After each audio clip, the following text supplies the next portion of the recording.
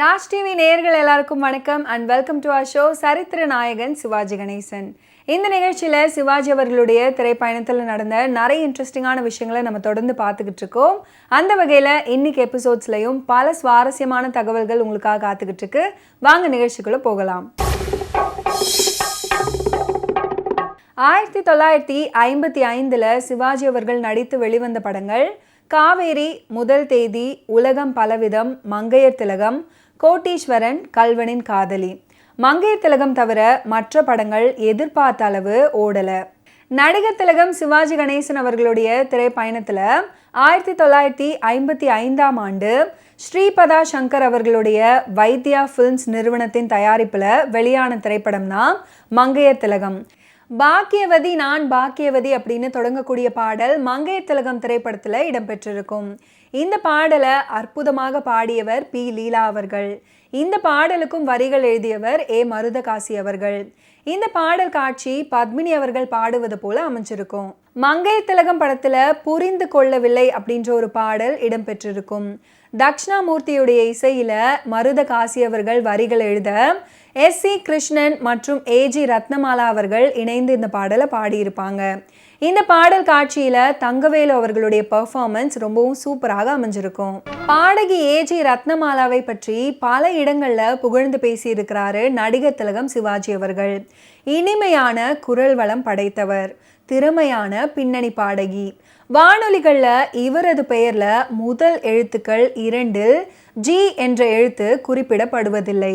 Trichy Loganathan, SC. Krishnan, TV. ரத்னம், JP. Chandrababu, Chidambaram S. Jayaraman போன்ற எத்தனையோ பிரபல பாடகர்கள் பாடகிகளுடன் இணைந்து காலத்தால அழியாத பற்பல மனம் கவர்ந்த பாடல்களை பாடி ரசிகர்களின் மனதில் நீங்காத இடம் பிடிச்சவங்க.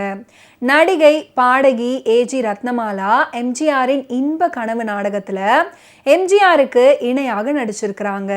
என் தங்கை திரைப்படமாக வருவதற்கு முன் நாடகமாக நடத்தப்பட்டு வந்துச்சு. நாடகத்தில் சிவாஜி கணேசன் பிரதான கதாபாத்திரத்தில் நடிச்சிட்டு வந்தார். அவருடைய தங்கையாக ரத்னமாலா நடித்தாங்க. எம்ஜிஆருடைய நாடக குழுவில் நடிகையாகவும் இருந்து வந்திருக்காங்க. அதுக்கப்புறம் சிவாஜி நாடக மன்றத்தில் இணைந்து வீரபாண்டிய கட்டபொம்மன் நாடகத்தில் கட்டபொம்மனுடைய மனைவி ஜக்கம்மாவாக நடித்தாங்க.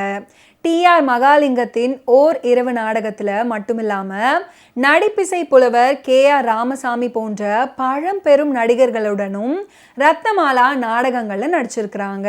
மங்கையர் திலகம் படத்தில் எஸ்.சி. கிருஷ்ணனுடன் இணைந்து இவங்க பாடிய ஒரு பாடல் புரிந்து கொள்ளவில்லை, இன்னும் புரிந்து கொள்ளவில்லை அப்படின்ற ஒரு பாடல். ஏ.ஜி. ரத்னமாலா என் தங்கை நாடகத்தில் எம்ஜிஆருக்கு தங்கையாக நடித்தவங்க. நாடகம் திரைப்படமாக்கப்பட்ட போது ஈ.வி. சரோஜா தங்கையாக படத்தில் நடித்தாங்க. என் தங்கை திரைப்படம் பராசக்தி வெளியான அதே 1952 தான் வெளியானது.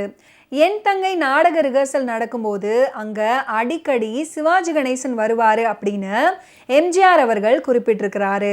இது படிக்கும்போது மேலோட்டமாக சாதாரணமான வார்த்தை, ஆனால் சிவாஜி கணேசனுடைய அந்தரங்கத்தை நாசுக்காக எம்ஜிஆர் வெளிப்படுத்திய ஒரு குறும்பு. சிவாஜி அவர்களுடைய சொந்த வாழ்க்கை பற்றி அவர் என்னதான் பல நடிகைகளோடு நடித்தாலும் குடும்ப வாழ்க்கையை சிறப்பாக அமைத்து கொண்டவர் அப்படின்ற ஒரு பிம்பம் உண்டு.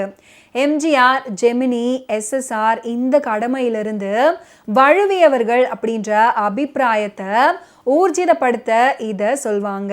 நடிகைக்கு திருமண அந்தஸ்து கொடுத்து குடும்ப வாழ்க்கையை சிக்கலாக்கி கொள்ளாதவர் சிவாஜி அப்படின்ற அர்த்தத்தில் உண்மை வேறு.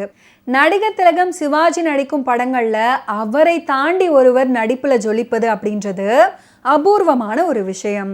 எம்.ஆர். ராதா, டி.எஸ். பாலையா அப்படின்னு சில ஆண் நடிகர்கள் சிவாஜி அவர்களையும் தாண்டி பல இடங்களில் நடிச்சிருக்கிறாங்க.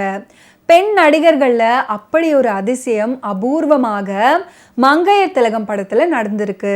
அதற்கு காரணம் இந்த படத்துடைய கதை தான்.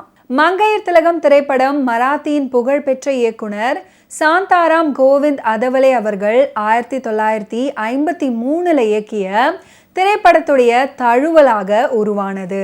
மராத்தி படத்துடைய கதையை தமிழுக்கேற்ப சதாசிவ பிரம்மம் எழுத வசனத்தை வலம்புரி சோமநாதன் எழுதியிருந்தாரு.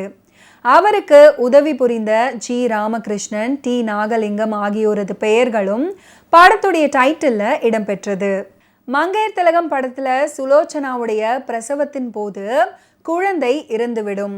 இனிமே குழந்தை பிறக்க வழி இல்லை அப்படின்னு சொல்வாங்க மருத்துவர். எனக்கு இந்த ஒரு குழந்தை போதும் அப்படின்னு வாசுதேவனை முத்தமிடுவாங்க சுலோச்சனா. இந்த காட்சி படத்துல ரசிக்கும்படி அமைஞ்சிருக்கும். மங்கையர் திலகம் திரைப்படத்துல சுலோச்சனாவாக பத்மினி அவர்கள் நடிச்சிருந்தாங்க. படத்துடைய கதை அவங்கள சுற்றியது அப்படின்றதுனால அதிகபட்ச உழைப்பை கொட்டி நடிச்சிருப்பாங்க. படத்தின் முக்கிய தூணாக அவங்களுடைய நடிப்பு இருந்ததை யாராலையுமே மறுக்க முடியாது. குழந்தை பெற்றுக்கொள்வதை வெறுக்கும் நவநாகரிகம் மிகுந்து வரும் இந்த நாள்ல தாய்மை உணர்ச்சிக்கு தனி இடம் இந்த படத்துல தரப்பட்டிருக்கிறது. குழந்தைக்காக ஏங்கும் ஒரு தாயின் மனவேதனை படத்துல நன்கு உருவாகி இருக்கிறது. சுலோச்சனாவின் மறைவுடன் படத்தை முடிக்காம அவங்க இறந்த பிறகு பிரபாவுக்கு பிறந்த பெண் குழந்தை அன்னியின் பிரதிபிம்பமாக விளங்குவது வாசுவுக்கு ஆறுதல் தருவதாக முடித்திருப்பது நமக்கும் ஆறுதலாக தான் இருக்குது. ஓகே வியூவர்ஸ், இன்னைக்கு நிகழ்ச்சியில் நடிகர் திலகம் சிவாஜி அவர்களுடைய ஃபிலிம் கெரியரில் நடந்த பல இன்ட்ரெஸ்டிங்கான விஷயங்களை நீங்கள் பார்த்து தெரிஞ்சிருப்பீங்க. மீண்டும் அடுத்தடுத்த எபிசோட்ஸில் சந்திப்போம். நன்றி, வணக்கம்.